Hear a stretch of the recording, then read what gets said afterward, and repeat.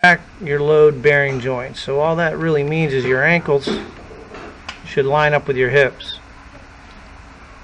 The ankles should be almost as wide as the insides of the heels should be almost as wide as the hips. All right. So let's just show you what it should look like.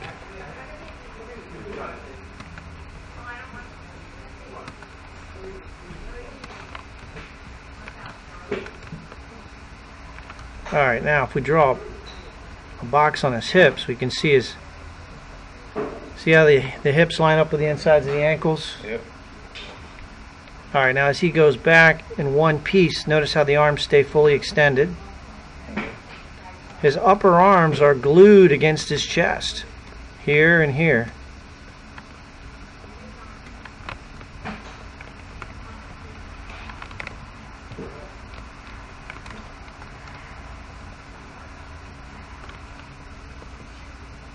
Alright, let's take a look and see. Here's your head. Now this distance right here is going to change.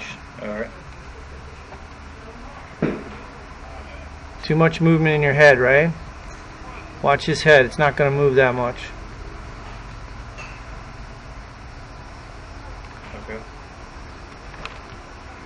Okay. So as he turns back, his head just very, very little movement.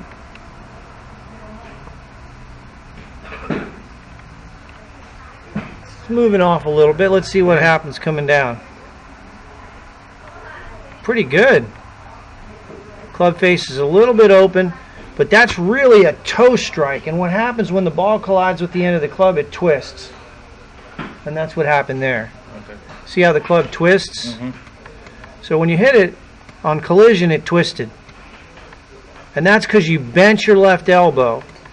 Look at your left arm. You see the distance that I talked about between the arms? Yeah. It's gotten significantly wider. Okay. Here's your address condition. Here's the distance at address. And then as you strike the ball, you see that distance isn't the same. Right. It's much wider. Wow. Yeah.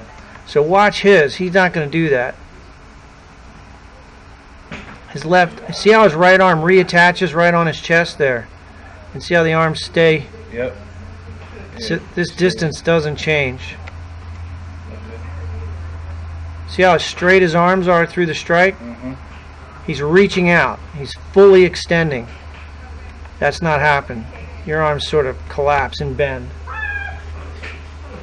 But you're close. I mean, that's something you're going to work on and you'll get better at.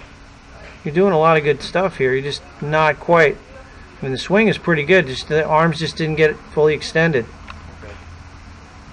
You know, I would stand a little closer to the ball.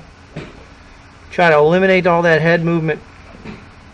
Let your left shoulder go under your chin. So your shoulder should turn on a slightly, more of a tilted plane. You see what I'm saying? Look, your shoulders rotate like this, not like this. Okay. So the left shoulder, you know, like, watch his head. His left shoulder is going to go right under his chin. See that? Yep. What happens with you is your left shoulder hits your chin. Pushes it out of the way. Right. So you want that shoulder to go under your chin a little more.